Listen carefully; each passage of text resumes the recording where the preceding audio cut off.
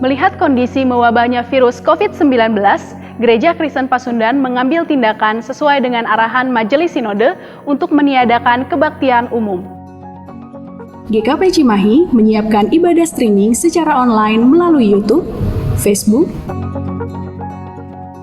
Ada beberapa hal yang harus diperhatikan dalam melaksanakan ibadah streaming secara online. Pertama, persiapkan sarana ibadah.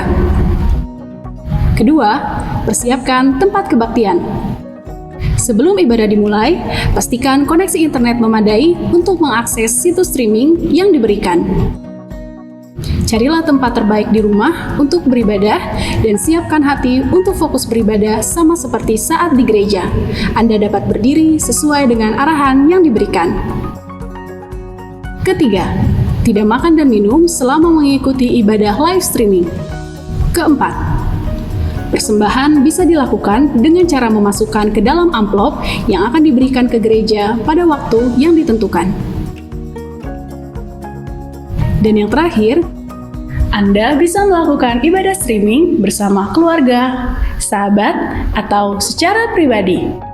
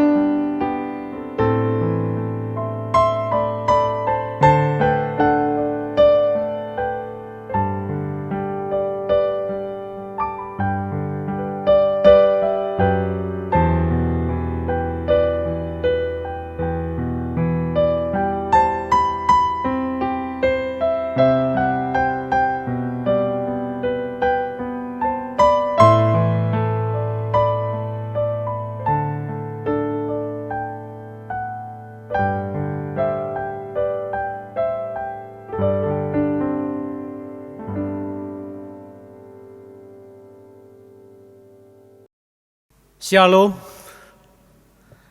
Majelis Jemaat mengucapkan selamat beribadah Minggu 26 April 2020 dan ini adalah Minggu Paskah yang ketiga yang disesuaikan dengan kalender gerejawi.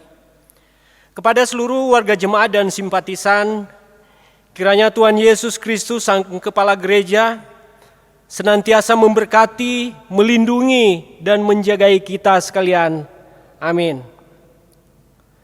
Pelayanan ibadah online akan kami layani sampai dengan akhir bulan Mei 2020, sesuai himbauan Majelis Sinode Gereja Kristen Pasundan, dan mungkin kita dapat diperpanjang ke bulan berikutnya, sesuai dengan situasi dan perkembangan yang ada dalam rangka penanganan pencegahan wabah COVID-19. Kami berusaha memberikan yang terbaik untuk pelayanan ibadah minggu online agar jemaat tetap merasakan perjumpaan dengan Tuhan. Yang kedua, ucapan terima kasih. Majelis Jemaat mengucapkan terima kasih kepada keluarga Bapak Paulus Rihi dan juga keluarga Bapak A. Peter Situmorang yang telah secara sukarela memberikan pinjaman kamera untuk proses produksi ibadah online selama ini.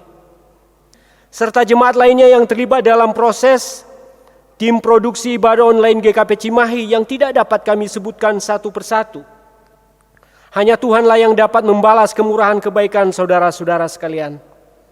Saat ini majelis jemaat tengah menggumuli untuk dapat menyediakan sarana peralatan untuk keperluan ibadah online seperti kamera DSLR atau kamera video shooting, tripod, dan lain-lain. Jadi mari kita doakan, kami mohon warga jemaat mendoakan ini semua. Yang ketiga, peribadahan bulan Mei 2020. Majelis Sinode GKP kembali menyerukan perpanjangan pelaksanaan ibadah-ibadah dan kegiatan jemaat lainnya pada bulan Mei 2020 agar dilaksanakan di rumah masing-masing keluarga. Karena itu ibadah umum minggu dan kebaktian anak sekolah minggu GKP Cimahi akan dilayani secara online. Mohon jemaat memaklumi dan mendoakan agar aparat pemerintah dan tim medis dapat menangani wabah COVID-19 yang saat ini melanda Indonesia dan dunia.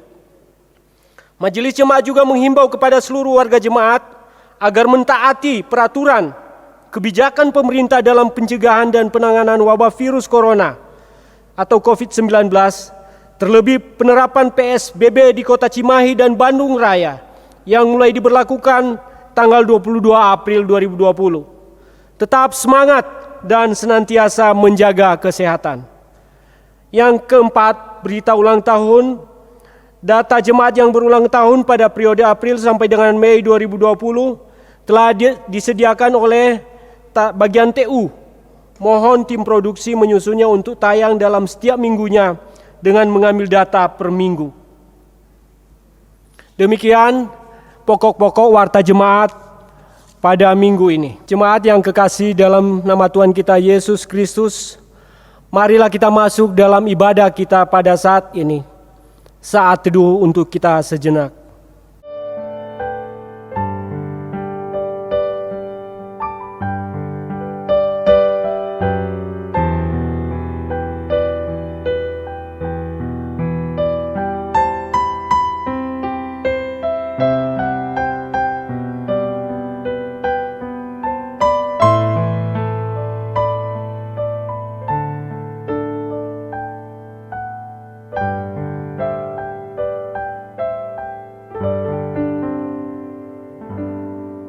Saudara-saudariku yang dikasihi Tuhan, dalam minggu Paskah 3 ini, kita tetap yakin bahwa sukacita dalam Yesus tidak bisa dimatikan oleh apapun.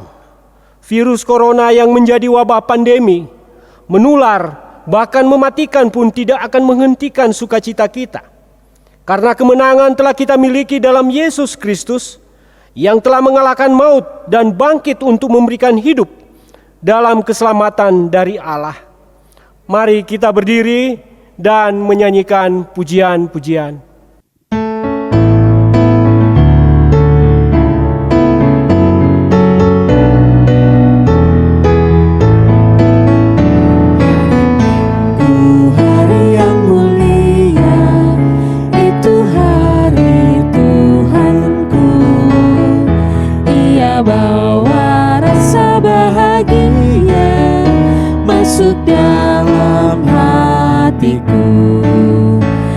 Hari Minggu, hari Tuhan, hari suci dan teduh.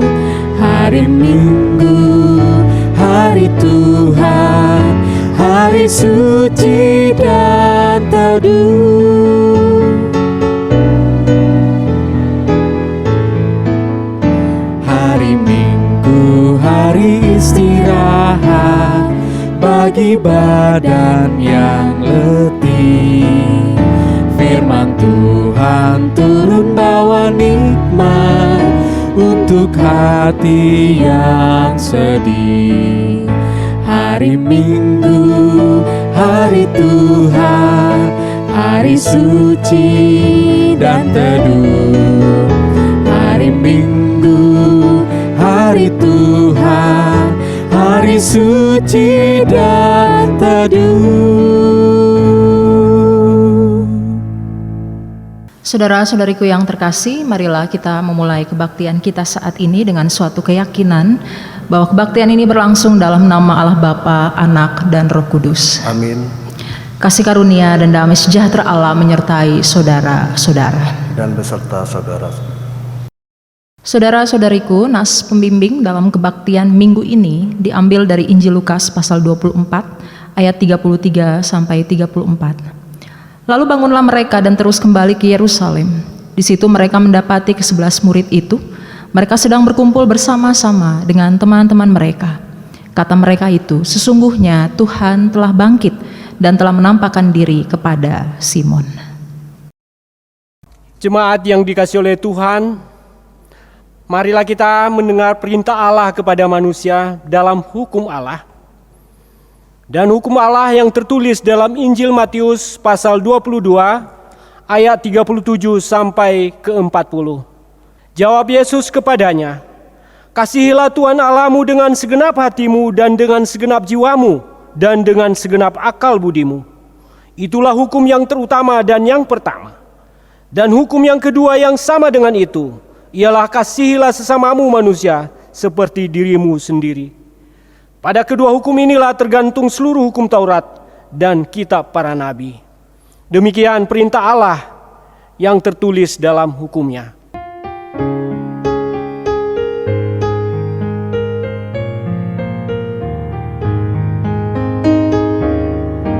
Firman-Mu ku pegang selalu, saat duka, saat senang.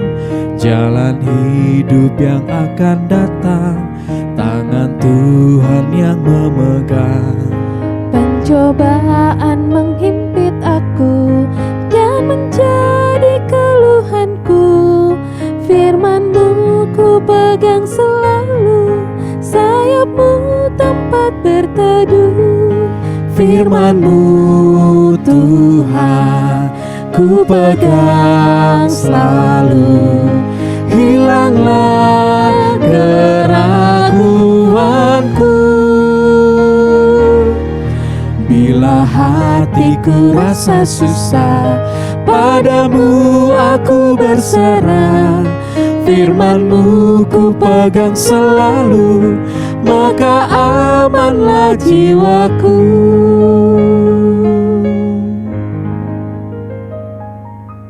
Dan marilah kita masuk dalam pengakuan dosa kita kepada Tuhan. Ketika Tuhan memandang ke bawah dari sorga kepada anak-anak manusia untuk melihat apakah ada yang berakal budi dan mencari Allah, ternyata mereka semua telah menyeleweng dan tidak ada yang berbuat baik. Tuhan melihat betapa besar kejahatan manusia di bumi, dan seluruh kecenderungan hatinya selalu membuahkan kejahatan semata-mata. Kenyataan ini sangat memilukan hati Tuhan, bahkan membuat rasa sesal Tuhan, karena Ia telah menjadikan manusia di bumi. Tidak sadarkah bahwa mereka semua telah melakukan kejahatan?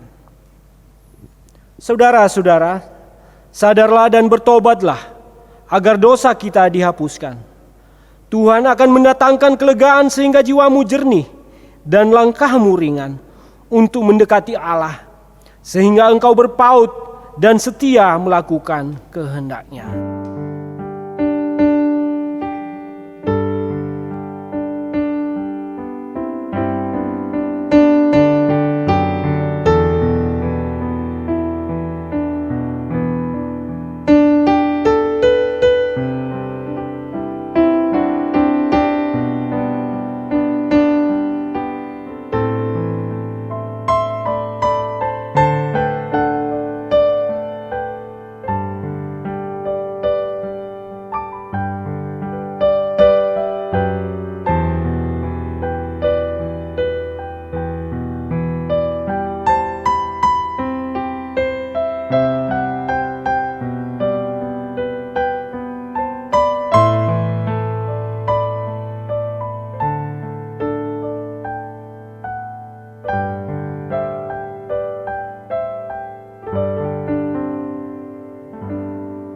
Sidang jemaat, marilah kita mengaku dosa di hadirat Allah yang Maha Kudus. Terhadap engkau sajalah aku telah berdosa dan melakukan apa yang engkau anggap jahat.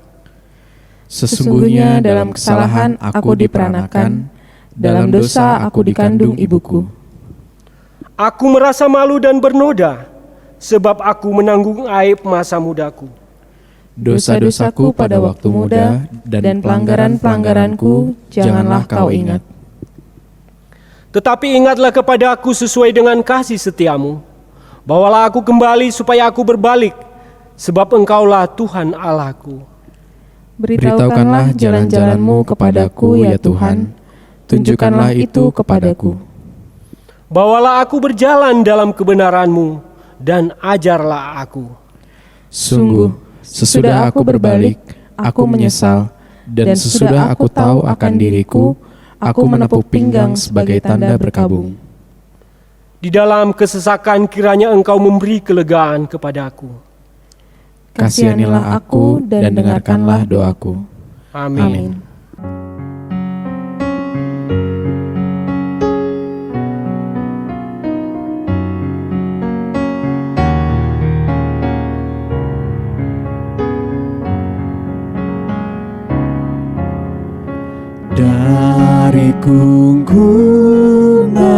duka kelam. Ya Tuhanku, ku datanglah, masuk terang-Mu bebas senang. Ku datang padamu, dari beban kesakitanku, masuk ke dalam kekuatan-Mu. Dalam derita aku datang, ya Yesus Tuhanku.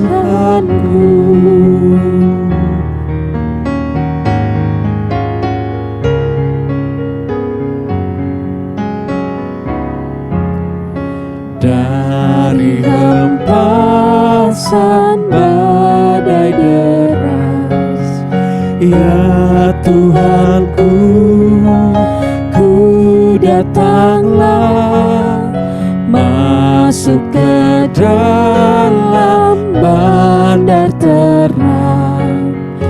Ku datang padamu, dari keputusasaanku, masuk ke dalam anugerah-Mu. Dalam susahku aku datang, ya Yesus Tuhanku.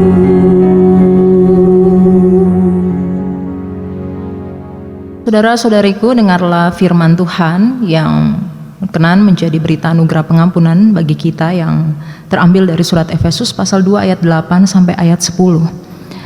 Sebab karena kasih karunia kamu diselamatkan oleh iman, itu bukan hasil usahamu tetapi pemberian Allah. Itu bukan hasil pekerjaanmu, jangan ada orang yang memegahkan diri. Karena kita ini buatan Allah, diciptakan dalam Kristus Yesus untuk melakukan pekerjaan baik yang dipersiapkan Allah sebelumnya. Ia mau supaya kita hidup di dalamnya. Dalam nama Bapa dan Anak dan Roh Kudus, kami beritakan kepada saudara-saudara semua yang dengan tulus ikhlas mengakui dosanya di hadirat Allah, bahwa pengampunan dosa disediakan oleh Allah dalam anugerah Tuhan Yesus Kristus. Amin. Ku berbahagia, yakin teguh, Yesus abadi kepunyaanku. Aku warisnya, ku ditebus, ciptaan baru, Rohul Kudus. Aku bernyanyi bahagia, memuji Yesus selamanya. Aku bernyanyi bahagia, memuji Yesus selamanya.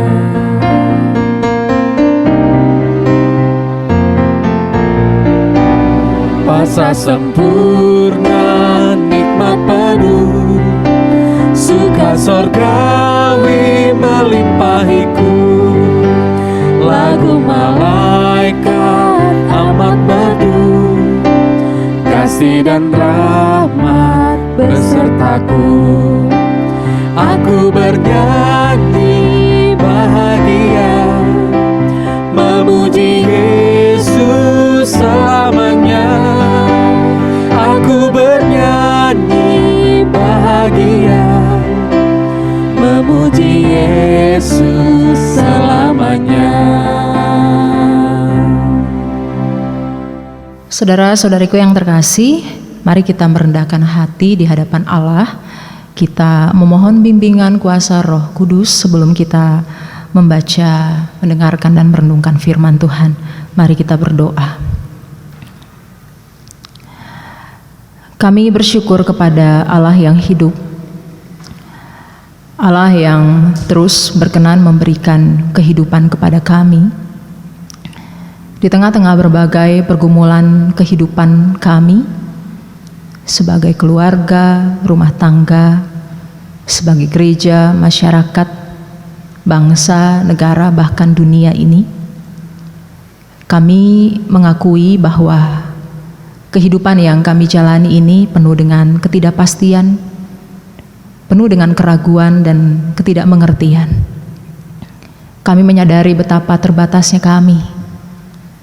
Kami menyadari betapa kami lemah. Kami mudah khawatir dan takut akan hidup ini. Bahkan di tengah-tengah situasi kondisi pandemi COVID-19 virus corona yang masih menjadi pergumulan bersama kami tetap berupaya untuk dapat memelihara semangat dan iman kami agar terus terarah kepada Allah di dalam Kristus.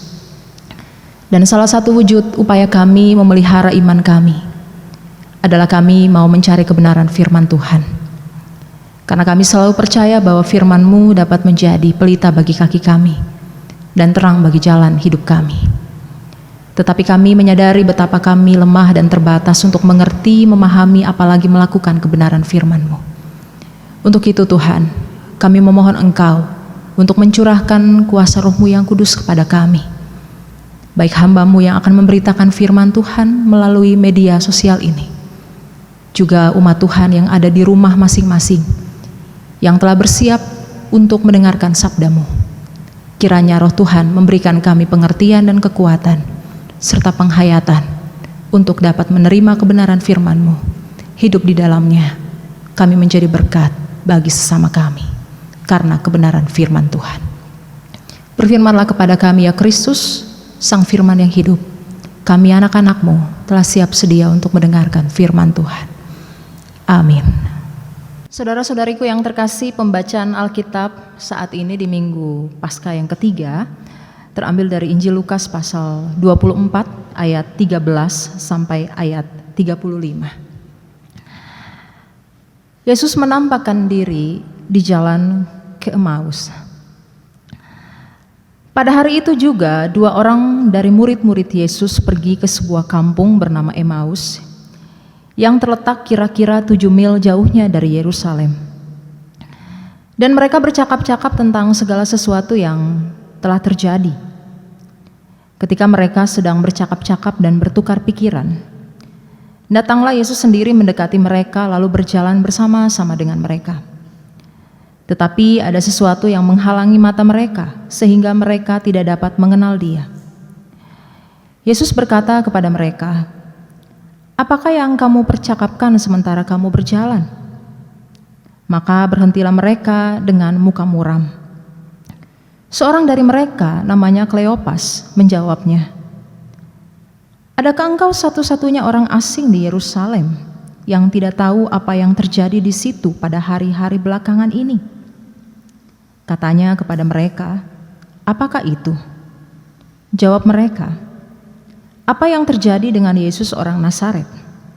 Dia adalah seorang nabi yang berkuasa dalam pekerjaan dan perkataan di hadapan Allah dan di depan seluruh bangsa kami. Tetapi imam-imam kepala dan pemimpin-pemimpin kami telah menyerahkan Dia untuk dihukum mati, dan mereka telah menyalibkannya. Padahal kami dahulu mengharapkan bahwa Dialah yang datang untuk membebaskan bangsa Israel. Tetapi sementara itu telah lewat 3 hari sejak semuanya itu terjadi. Beberapa perempuan dari kalangan kami telah mengejutkan kami. Pagi-pagi buta mereka telah pergi ke kubur dan tidak menemukan mayatnya. Lalu mereka datang dengan berita bahwa telah kelihatan kepada mereka malaikat-malaikat yang mengatakan bahwa Ia hidup. Dan beberapa teman kami telah pergi ke kubur itu dan mendapati bahwa memang benar yang dikatakan perempuan-perempuan itu, tetapi Dia tidak mereka lihat. Lalu Ia berkata kepada mereka, "Hai kamu orang bodoh, betapa lambannya hatimu sehingga kamu tidak percaya segala sesuatu yang telah dikatakan para nabi. Bukankah Mesias harus menderita semuanya itu untuk masuk ke dalam kemuliaannya?" Lalu Ia menjelaskan kepada mereka apa yang tertulis tentang Dia dalam seluruh kitab suci, mulai dari kitab-kitab Musa dan segala kitab nabi-nabi. Mereka mendekati kampung yang mereka tuju, lalu ia berbuat seolah-olah hendak meneruskan perjalanannya. Tetapi mereka sangat mendesaknya, katanya, "Tinggallah bersama-sama dengan kami, sebab hari telah menjelang malam dan matahari hampir terbenam." Lalu masuklah ia untuk tinggal bersama-sama dengan mereka. Waktu ia duduk makan dengan mereka, ia mengambil roti, mengucap berkat, lalu memecah-mecahkannya dan memberikannya kepada mereka. Ketika itu terbukalah mata mereka dan mereka pun mengenal dia, tetapi ia lenyap dari tengah-tengah mereka. Kata mereka seorang kepada yang lain, "Bukankah hati kita berkobar-kobar ketika ia berbicara dengan kita di tengah jalan dan ketika ia menerangkan kitab suci kepada kita?" Lalu bangunlah mereka dan terus kembali ke Yerusalem. Di situ mereka mendapati ke-11 murid itu. Mereka sedang berkumpul bersama-sama dengan teman-teman mereka.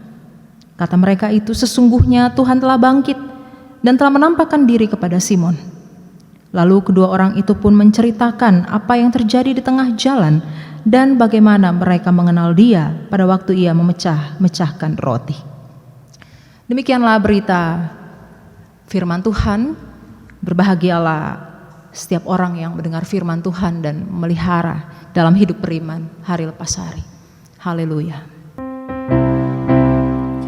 Haleluya, haleluya, haleluya.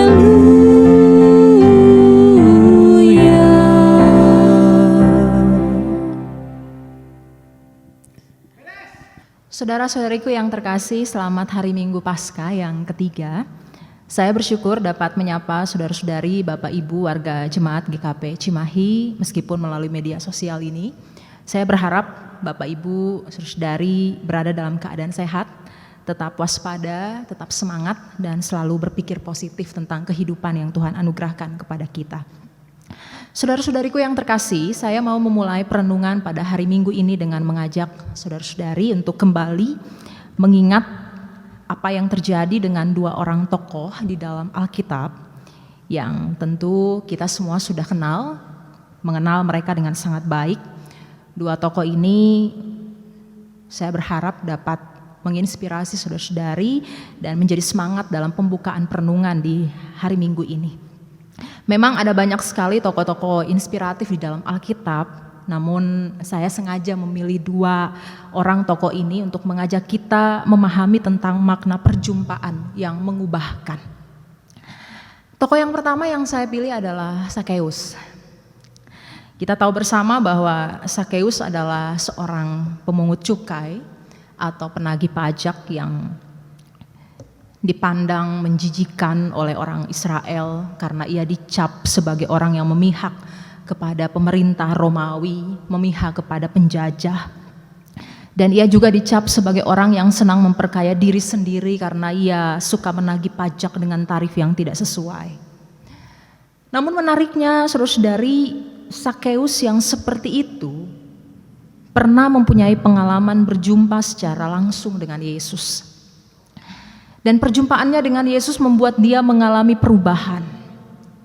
Dari Sakeus yang suka memeras menjadi Sakeus yang penuh kasih. Dan perubahan yang terjadi dalam diri Sakeus itu bukan sekadar perkataan di bibir saja, tetapi ia menunjukkan itu secara nyata dengan cara memberikan setengah hartanya kepada orang miskin. Bahkan ia berusaha memenuhi hukum Taurat dengan mengembalikan itu, denda itu 4 kali lipat. Dan Sakeus berjumpa secara langsung, secara fisik dengan Tuhan Yesus, dan perjumpaan itu membuat ia mengalami transformasi.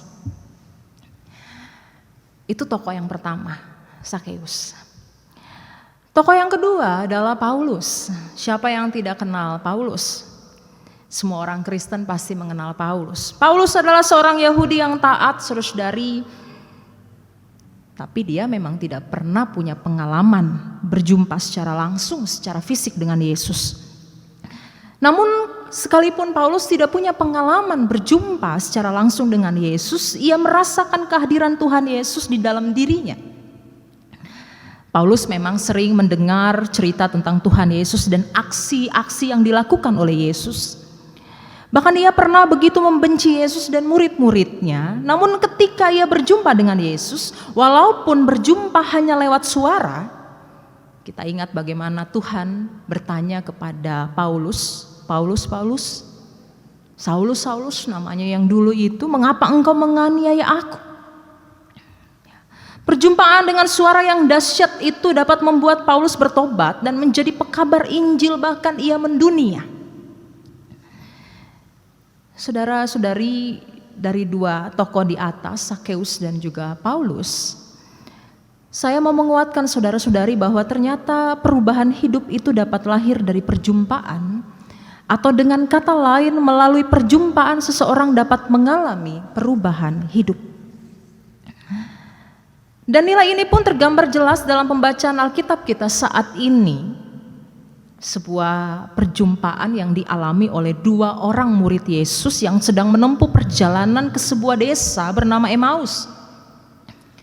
Ada 5 hal inti dalam kisah ini yang sangat baik, yang ingin saya sampaikan lagi, saya jelaskan lagi kepada saudara. Yang pertama, pertanyaannya, mengapa dua orang murid ini harus pulang kampung ke Emmaus? Mengapa mereka harus meninggalkan Yerusalem? Memang mereka pulang kampung, tapi kepulangan mereka ke kampung mereka itu sesungguhnya dipenuhi oleh banyak pertanyaan dan juga kesedihan.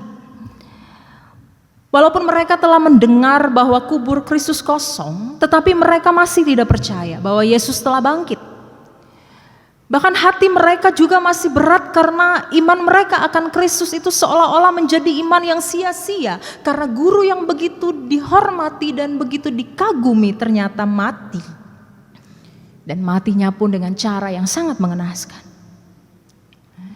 Ketika dalam perjalanan kedua murid itu bercakap-cakap tentang segala sesuatu yang terjadi, dan dalam suasana percakapan itu datanglah Yesus mendekati mereka dan berjalan bersama dengan mereka.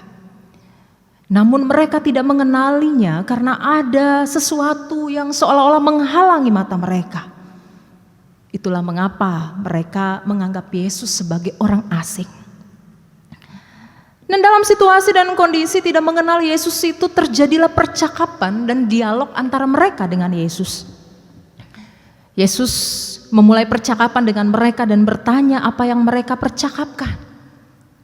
Dan dalam kesedihan yang mendalam mereka menceritakan tentang Yesus yang mereka cintai itu. Setelah mereka menceritakan semuanya, menumpahkan segala asa dan rasa mereka, Tuhan Yesus merespon dengan memberikan pengajaran kepada mereka.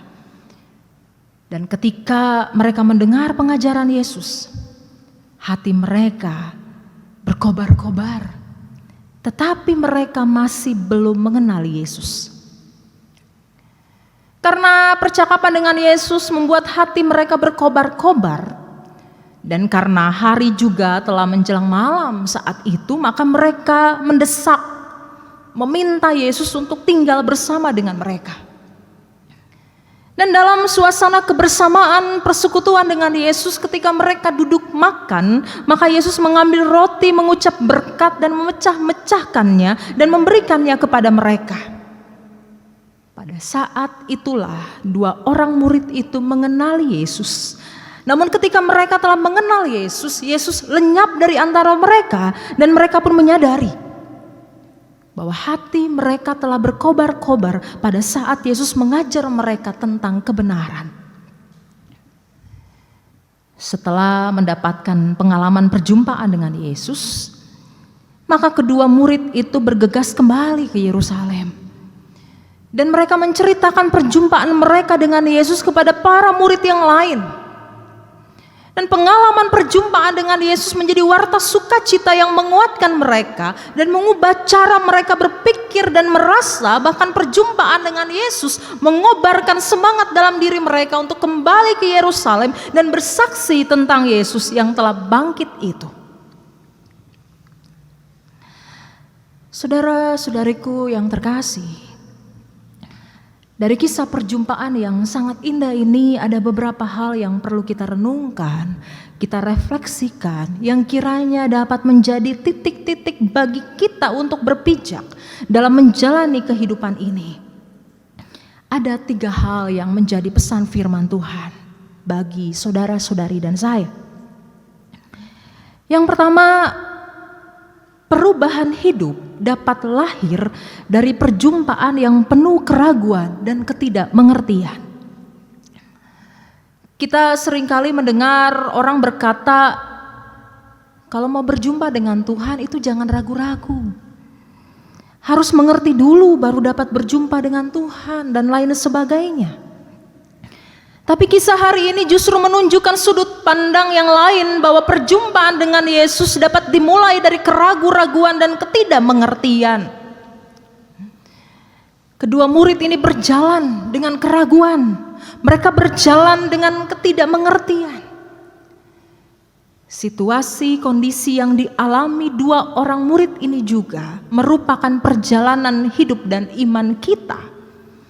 Kita harus mengakui bahwa seringkali kehidupan kita diisi dengan warna keraguan dan ketidakmengertian. Hidup kita sering diwarnai dengan keputusasaan dan kesedihan. Namun di tengah segala situasi dan kondisi itu, Kristus hadir. Kristus hadir setiap saat dan menemani kita dalam perjalanan kehidupan kita. Ini artinya bahwa kita tidak akan melihat pelangi kalau tidak ada hujan. Kita tidak akan bisa merasakan apa artinya sehat kalau kita tidak sakit. Kita tidak akan merasakan senang kalau kita tidak pernah merasakan apa itu sedih. Kita juga tidak akan pernah merasakan apa artinya menjadi yakin kalau kita tidak pernah ragu dalam hidup ini. Kita pun tidak akan pernah bisa mendapatkan pengertian kalau kita tidak pernah berada dalam ketidakmengertian. Dan kita tidak akan pernah merasakan artinya dihibur kalau kita tidak pernah mengalami duka. Kita tidak akan pernah merasakan dihibur kalau kita tidak pernah mengalami duka. Artinya bahwa ada masa transisi dalam perjalanan hidup kita sebagai manusia. Dan masa transisi itu kadang melahirkan ketidaknyamanan. Namun percayalah, kita tidak pernah sendiri dalam kehidupan ini, dan terutama dalam berbagai duka yang kita alami. Percayalah bahwa Kristus memenuhi janjinya, yaitu aku menyertai kamu senantiasa sampai akhir zaman. Pesan yang kedua, saudara-saudari yang terkasih, firman Tuhan hari ini juga mengajak kita untuk melihat, berefleksi bahwa perubahan hidup lahir dari perjumpaan yang bukan hanya diisi oleh keraguan-raguan dan ketidakmengertian, tetapi perubahan hidup itu pun lahir dari perjumpaan yang diisi dengan dialog atau percakapan. Sama seperti 2 orang murid yang tidak mengenal Yesus yang berjalan bersama dengan mereka. Seringkali saudara dan saya, kita pun tidak mengenali Yesus yang hadir dalam perjalanan hidup kita. Di satu sisi hati kita dipenuhi dengan kasih akan Yesus, namun di saat yang bersamaan kita pun ragu akan Yesus. Seolah-olah akal dan hati kita tertutup untuk mengenal Yesus. Dan itulah yang membuat 2 orang murid itu memandang Yesus sebagai orang asing. Ya, terkadang keputusasaan dan kesedihan yang melahirkan keraguan dan ketidakmengertian itu berpotensi membuat kita menjadikan Tuhan seolah-olah seperti orang asing bagi kita. Namun di tengah situasi dan kondisi itu, di tengah situasi dan kondisi yang seperti itu, justru Yesus yang dikenali sebagai orang asing menampilkan sebuah jalan keluar yang dapat mengatasi keraguan dan ketidakmengertian mereka, yakni dengan cara menjadi kawan seperjalanan mereka yang bercakap-cakap atau berdialog dengan mereka. Saya ingat pendeta Dr. Joas Adi Prasetya pernah mengatakan sebuah kalimat yang sangat inspiratif, bahwa perjalanan dalam duka memang akan lebih ringan dilakoni ketika ada seseorang yang menjadi kawan seperjalanan sekalipun ia adalah seorang asing. Dan apa yang Yesus lakukan bersama dua orang murid ini sangat menarik. Ternyata keraguan dan ketidakmengertian dapat diatasi dengan jalan percakapan. Percakapan itu dapat mengatasi banyak hal negatif dalam kehidupan ini, termasuk keraguan dan ketidakmengertian. Bercakap-cakap dapat meruntuhkan segala prasangka negatif dalam kehidupan kita. Kita berdialog dengan Tuhan, berdialog dengan sesama, berdialog dengan alam. Dan semua itu dapat menghadirkan damai di dalam hati kita, pikiran kita, segala tindakan serta laku hidup kita. Bahkan kita pun dapat berdialog dengan diri kita sendiri. Jadi saudara-saudari yang terkasih, jangan pernah takut bercakap-cakap. Jangan pernah takut berdialog. Jangan menjadi manusia yang selalu merasa benar dan nyaman sendiri dengan pikiran, perasaan, dan pengalaman kita sendiri. Tetapi sebaliknya, jadilah pribadi yang berani bertatap muka, bercakap dengan orang lain, berani terbuka, berani menerima perbedaan, berani berdiskusi, berani bertanya, dan berani menjawab. Dan ini adalah tanda seseorang mengalami perubahan hidup. Kita lihat saja bagaimana percakapan antara dua orang murid itu dengan Yesus, sekalipun mereka masih memandang Yesus sebagai orang asing. Tetapi ternyata percakapan dengan orang asing itu dapat membuat pikiran dan rasa mereka tercerahkan. Pikiran dan rasa yang tercerahkan itu pasti akan membuat orang berani melakukan tindakan spektakuler dalam hidupnya. Pikiran dan rasa yang tercerahkan oleh Yesus yang bangkit itu membuat mereka melepaskan segala kedukaan mereka dan membangkitkan semangat di dalam hati mereka untuk kembali ke Yerusalem. Yang ketiga, perubahan hidup yang lahir dari perjumpaan dapat membuat orang berani hidup berbeda. Saudariku yang terkasih, hal yang ketiga yang terjadi dalam diri dua orang murid yang melakukan perjalanan ke Emmaus adalah bahwa setelah mereka berjumpa dengan Yesus, hidup mereka berubah. Hidup mereka tidak lagi sama seperti kehidupan sebelumnya. Mereka tidak lagi hidup dalam keraguan dan ketidakmengertian berkepanjangan, tetapi sebaliknya mereka memiliki pengertian. Mereka mendapatkan pencerahan dan semangat. Mereka berkobar di dalam hati mereka untuk terus membuat mereka berkarya. Artinya bahwa begitu berjumpa dengan Yesus, segala keraguan dan ketidakmengertian itu luntur. Karena perjumpaan dengan Yesus tidak hanya menyentuh pikiran saja, tetapi juga menyentuh rasa dan hati. Dan biasanya kalau sudah kena pas di hati, maka seseorang tidak akan melepaskan apa yang membuat ia jatuh hati. Tetapi sebaliknya hatinya akan berkobar dan bersemangat, dan itu yang disebut cinta. Dan cinta akan Yesus pasti akan melahirkan perubahan total dan kita dapat melihat buahnya. Saudara-saudariku, peristiwa kebangkitan dan perjumpaan Yesus dengan dua orang yang berjalan ke Emmaus menolong saudara-saudari dan menolong kita untuk memaknai bahwa Tuhan hadir di tengah keraguan dan ketidakmengertian melalui jalan percakapan. Ia menghadirkan diri sebagai kawan seperjalanan yang bercakap-cakap dengan kita. Dan ia pun menjadi sumber pencerahan dan keyakinan kita yang melahirkan perubahan hidup. Lalu pertanyaannya, bagaimana, di mana, dan kapan kita dapat berjumpa dengan Yesus itu? Saudara-saudariku yang terkasih, saya dengan sangat yakin mau bilang kepada saudara-saudari bahwa kita dapat berjumpa dengan Yesus setiap hari. Mulai dari hari Minggu sampai hari Sabtu, kita dapat berjumpa dengan Yesus dalam berbagai musim panas atau hujan, dalam berbagai kesempatan di setiap tempat, di rumah atau di gereja, dalam berbagai wajah manusia, dalam berbagai tindakan cinta, kasih, dan kebaikan. dalam berbagai peristiwa, suka maupun duka. Kita dapat berjumpa dengan Yesus seperti Sakeus yang sedang berada di atas pohon. Kita dapat berjumpa dengan Yesus ketika kita sedang berkuda seperti Saulus. Kita dapat berjumpa dengan Yesus dalam perjalanan pulang ke kampung seperti dua orang murid yang melakukan perjalanan ke Emmaus. Bahkan kita dapat berjumpa dengan Yesus di tengah-tengah pandemi COVID-19 virus corona ini. Dan saudara-saudariku yang terkasih, harus kita akui bahwa pandemi ini membuat kita resah, kita gelisah, kita panik, kita takut terinfeksi dan lain-lain. Mungkin kita sudah mulai mengalami situasi kondisi seperti murid Yesus. Kita mulai bosan, kita mulai ragu dengan iman kita karena ketidakmengertian kita atas segala hal yang kita alami hari-hari ini. Namun di tengah segala situasi dan kondisi ini, percayalah Kristus hadir di hatimu, di rumahmu. Kristus hadir dalam segala hal yang kita lakukan. Kristus hadir dalam kegiatan ibadah kita di rumah. Kristus hadir ketika kita bekerja di rumah kita.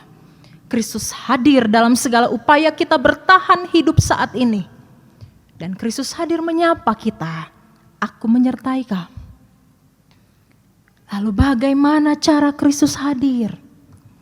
Salah satu cara Yesus menghadirkan diri adalah melalui percakapan tadi.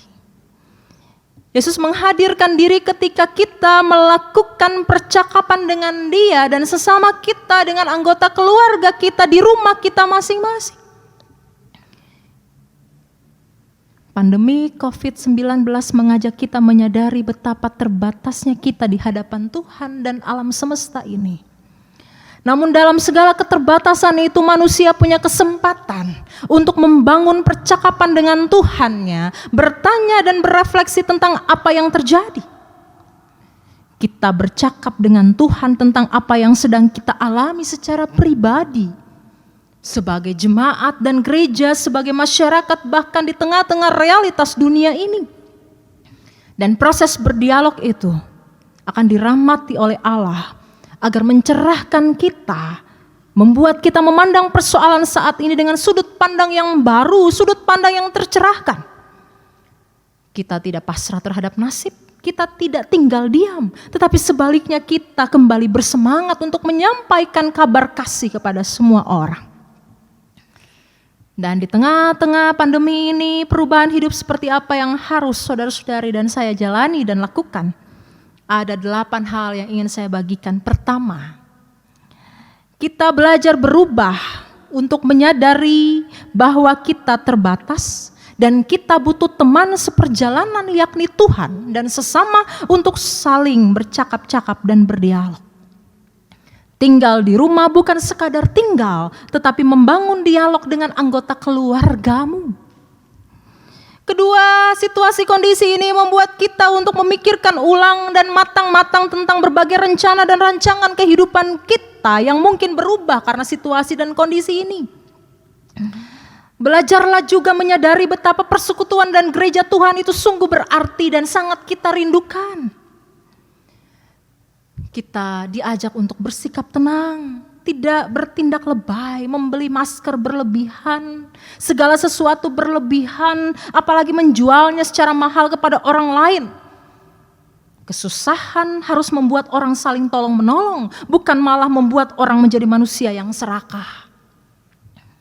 Bahkan situasi dan kondisi ini juga mengajak kita agar kita menjadi orang yang tidak mudah menjadi pribadi atau kelompok yang bertindak rasis, diskriminatif terhadap sesama.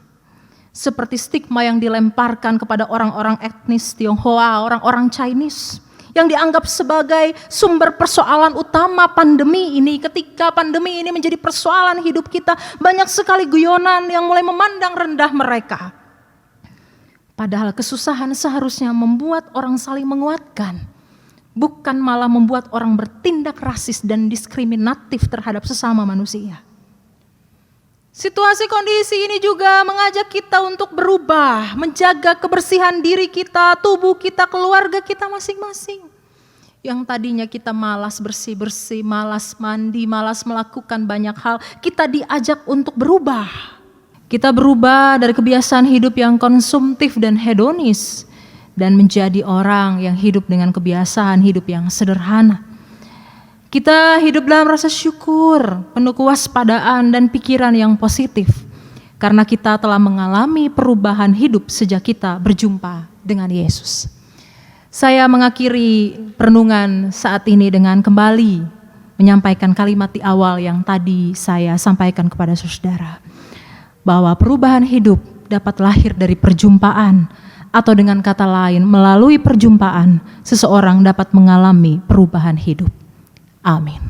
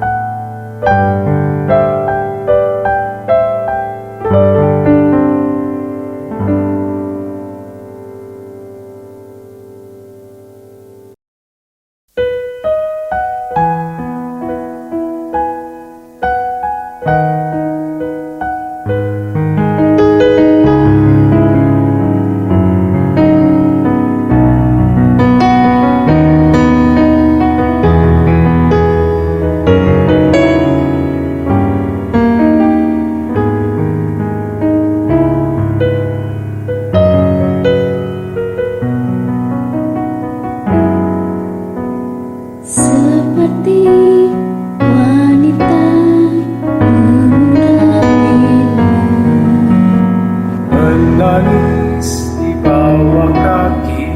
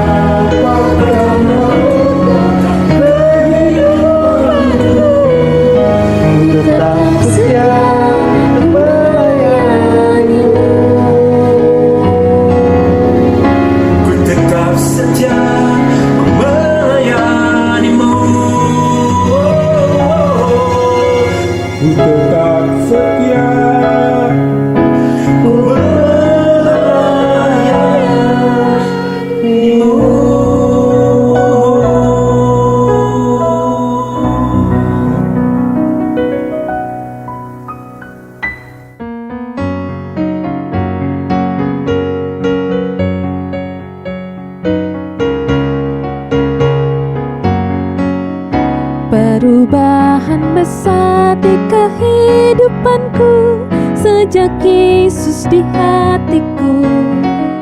Di jiwaku bersinar terang yang cerah sejak Yesus di hatiku.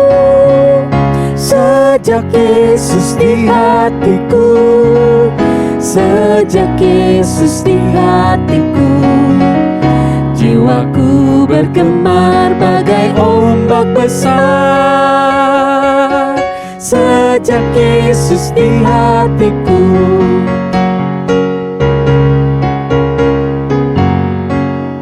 Aku rindu pergi ke tempat Tuhanku sejak Yesus di hatiku. Aku riang gembira berjalan terus sejak Yesus di hatiku. Sejak Yesus di hatiku, sejak Yesus di hatiku, jiwaku bergemar bagai ombak besar. Sejak Yesus di hatiku. Jemaat yang dikasihi oleh Tuhan, marilah kita mengucapkan pengakuan iman melalui pengakuan iman rasuli. Dengan hati dan mulut kita berkata, aku percaya kepada Allah, Bapa yang Maha Kuasa, Khalik langit dan bumi, dan kepada Yesus Kristus Anak yang tunggal Tuhan kita, yang dikandung daripada Roh Kudus, lahir dari anak darah Maria, yang menderita di bawah pemerintahan Pontius Pilatus, disalibkan, mati dan dikuburkan, turun ke dalam kerajaan maut. Pada hari yang ketiga bangkit pula dari antara orang mati, naik ke sorga, duduk di sebelah kanan Allah, Bapa yang Maha Kuasa, dan akan datang dari sana untuk menghakimi orang yang hidup dan yang mati. Aku percaya kepada Roh Kudus, gereja yang kudus dan am, persekutuan orang kudus, pengampunan dosa, kebangkitan daging, dan hidup yang kekal. Amin. Saudara-saudara yang terkasih, mari kita merendahkan hati di hadapan Tuhan. Kita bersatu di dalam doa syafaat dan kita akan mengakhiri dengan mengucapkan doa Bapa kami secara bersama-sama. Kita berdoa. Kami datang kembali menghadap Engkau ya Tuhan. Kami bersyukur karena Engkau telah menyapa kami dan mencerahkan hidup kami dengan kebenaran firman-Mu. Biarlah Tuhan yang menyempurnakan apa yang telah kami dengarkan melalui pemberitaan firman Tuhan di hari Minggu Paskah yang ketiga ini. Kami tidak dapat melakukan semua itu dengan kekuatan kami. Kami mengundang Tuhan untuk menuntun kami menjadi kawan seperjalanan kami, agar keraguan dan ketidakmengertian kami akan hidup ini dapat teratasi karena kami mengalami perjumpaan dengan Engkau. Ajarkan kami Tuhan untuk selalu membangun percakapan dengan Tuhan, membangun percakapan dengan sesama kami. Ajarkan kami agar perubahan hidup itu menjadi nyata ketika kami berjumpa dengan Kristus sendiri. Kami sungguh lemah dan terbatas, tetapi kami yakin bahwa Tuhan selalu setia. Tuhan tidak pernah meninggalkan kami dan Tuhan selalu hadir untuk menolong dan menopang kami. Dalam kesempatan ibadah ini Tuhan, kami akan bersyafaat. Kami berdoa untuk kehidupan pemerintah. Kami berdoa untuk segala upaya yang dilakukan untuk dapat menangani dan mengatasi situasi kondisi saat ini Tuhan. Kami memohon kiranya Allah berkenan untuk memberikan hikmat, memberikan kebijaksanaan kepada pemimpin bangsa dan negara kami, agar mereka dapat mengupayakan hal-hal yang baik, bahkan keputusan, kebijakan yang diambil itu dapat membawa ketenangan, menjadi jalan keluar, dan minimal mengurangi rasa ketakutan dan khawatir kami akan situasi kondisi yang tengah kami hadapi bersama-sama saat ini.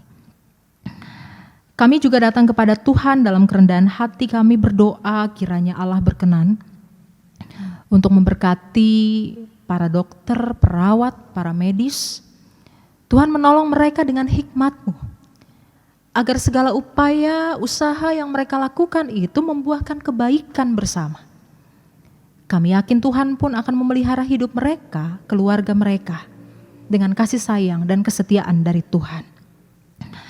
Kami juga datang kepadamu ya Allah, kami mau berdoa, kami menyerahkan setiap saudara-saudari kekasih kami, orang-orang yang kami kenal maupun yang tidak kami kenal, yang menjadi pasien karena mereka terinfeksi COVID-19 virus corona. Mereka harus dirawat, mereka harus berjuang untuk sembuh dari sakit ini.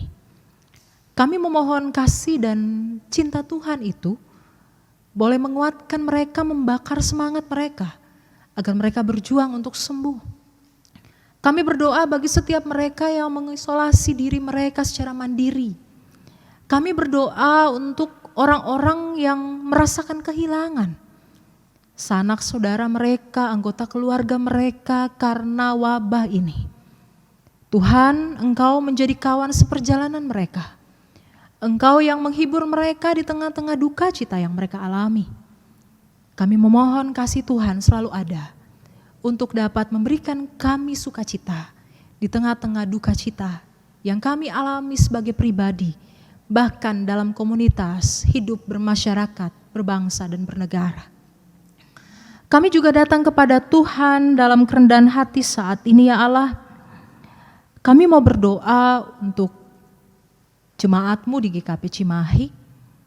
Kami mengingat pribadi lepas pribadi, keluarga lepas keluarga, kehidupan rumah tangga jemaat-Mu di GKP Cimahi. Kami memohon Engkau untuk terus menyatakan kasih-Mu.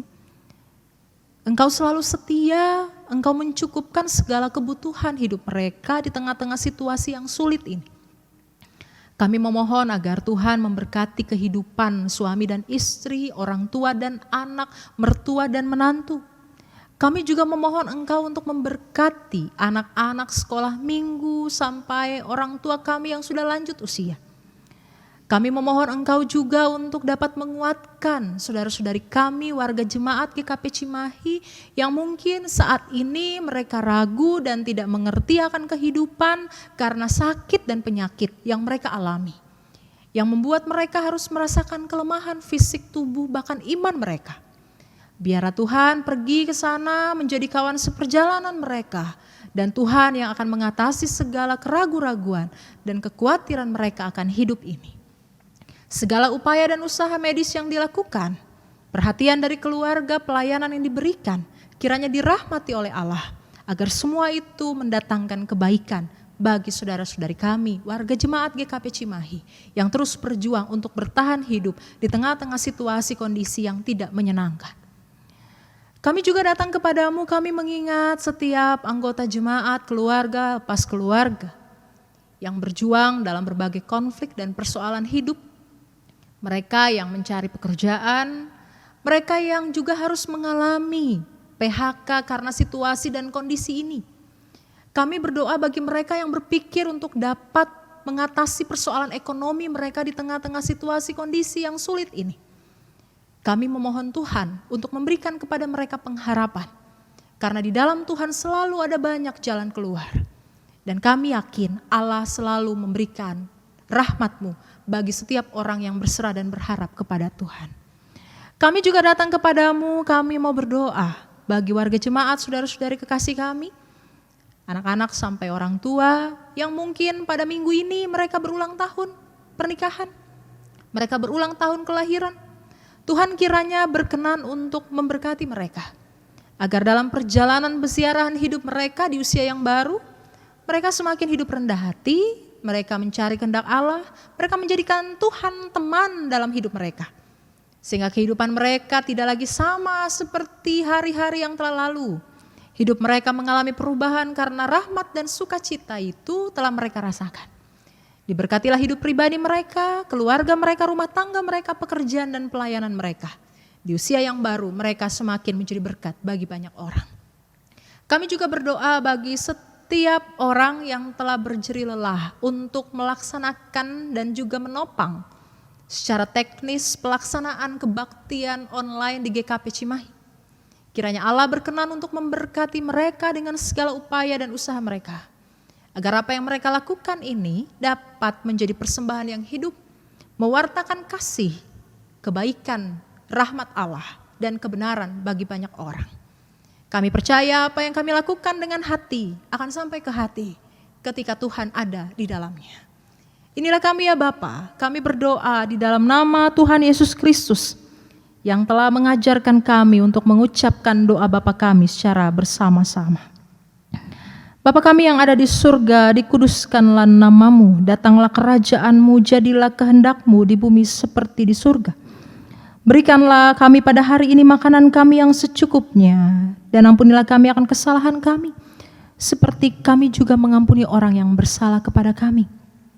Dan janganlah membawa kami ke dalam pencobaan, tetapi lepaskanlah kami daripada yang jahat. Karena Engkaulah yang punya kerajaan dan kuasa dan kemuliaan sampai selama-lamanya. Amin. Jemaat yang kekasih dalam Tuhan kita Yesus Kristus, tibalah saatnya kita memberikan persembahan kita kepada Tuhan.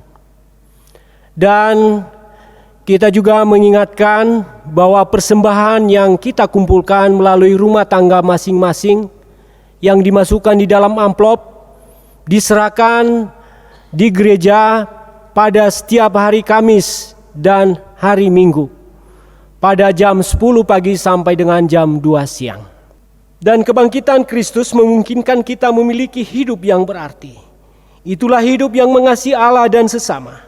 Maka marilah kita wujudkan kasih kepada Allah dan sesama melalui persembahan sukarela guna pelayanan kasih dan keadilan, sambil mengingat firman Tuhan dalam 1 Tesalonika pasal 5 ayat 18. Mengucap syukurlah dalam segala hal, sebab itulah yang dikehendaki Allah di dalam Kristus Yesus bagi kamu.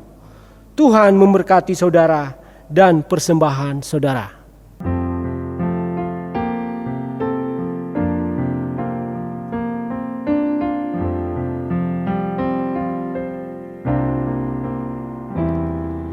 Ku bawa kepadamu, oh Tuhan, persembahanku ini. Ku ingin Engkau menerima korban syukurku melalui pujian. Takkan pernah ku bawa selain yang terbaik, yang harum dan sejati di hadapan tahta-Mu. Yesusku, terimalah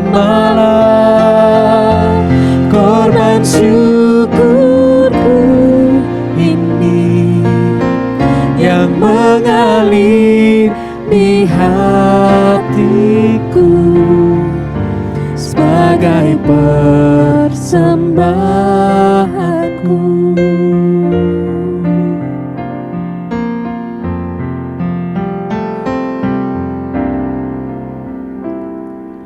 Ku bawa kepadamu, oh Tuhan, persembahanku ini. Ku ingin Engkau menerima korban syukurku melalui pujian. Takkan pernah ku bawa selain yang terbaik, yang harum dan sejati di hadapan tahta-Mu. Yesusku, terimalah korban syukur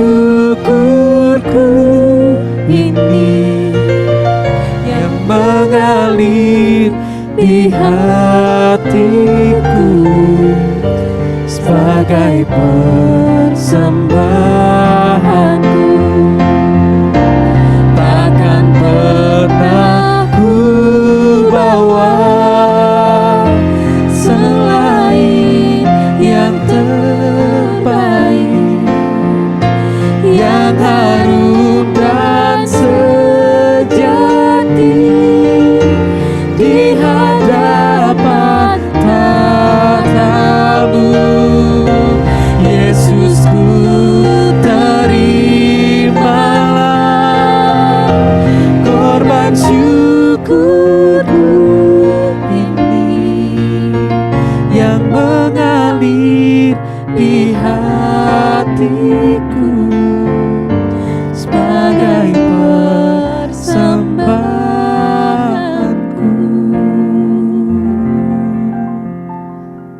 Jemaat yang dikasihi Tuhan, marilah kita masuk dalam doa persembahan kita kepada Tuhan. Saya undang kita untuk bangkit berdiri. Ya Allah Bapa, kami bersyukur karena kebangkitan Yesus Kristus membuat hidup kami berarti kembali. Terimalah persembahan kami sebagai wujud kesediaan kami untuk mempersembahkan hidup yang berarti bersama sesama kami untuk kemuliaan-Mu. Berkatilah kehidupan kami sehingga melaluinya banyak orang percaya kepada Tuhan Yesus Kristus, Juru Selamat, dan diselamatkan. Ajarlah kami agar di tengah situasi kondisi wabah pandemi ini, kami tidak hidup egois, tetapi kami belajar menyatakan kasih terhadap sesama. Di dalam nama Tuhan Yesus kami bersyukur dan berdoa. Amin. Bersama Tuhan Yesus kita hadapi segala perkara. Tuhan akan memberi kita kekuatan, dan oleh karena itu jangan takut, sebab perjumpaan dengan Tuhan Yesus yang telah bangkit itu membawa perubahan dalam cara pikir, kata, dan laku hidup kita. Di tengah situasi kondisi pandemi COVID-19 virus corona ini, tetaplah bersyukur, bersukacita, dan berpengharapan di dalam Tuhan. Percayalah, Tuhan menjadi kawan seperjalanan kita yang senantiasa memampukan kita menghadapi hari ini, dan Ia akan selalu beserta dengan kita di masa depan karena Ia setia dan Maha Kasih.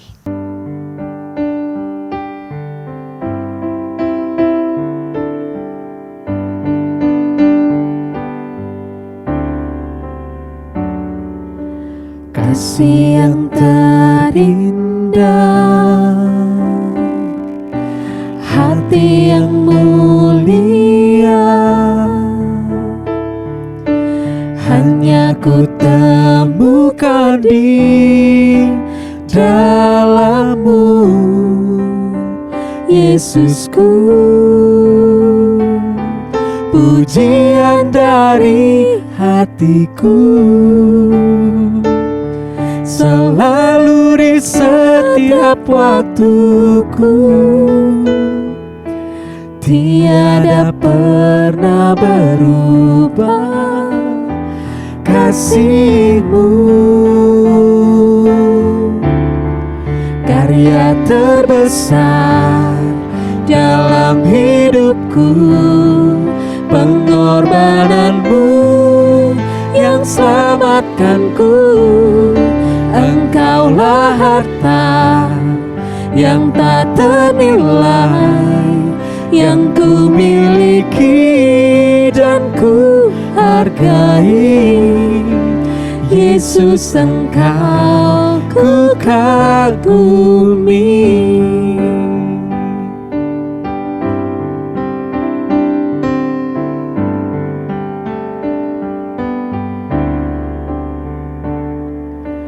Kasih yang terindah,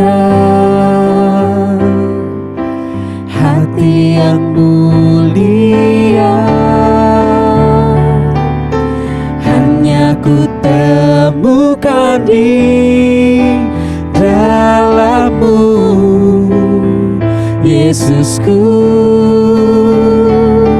Pujian dari hatiku selalu di setiap waktuku, tiada pernah berubah kasih-Mu. Karya terbesar dalam hidupku, pengorbanan-Mu yang selamatkanku. Engkaulah harta yang tak ternilai, yang ku miliki dan ku hargai. Yesus, Engkau ku kagumi. Yesus, Engkau ku kagumi. Yesus, Engkau ku kagumi.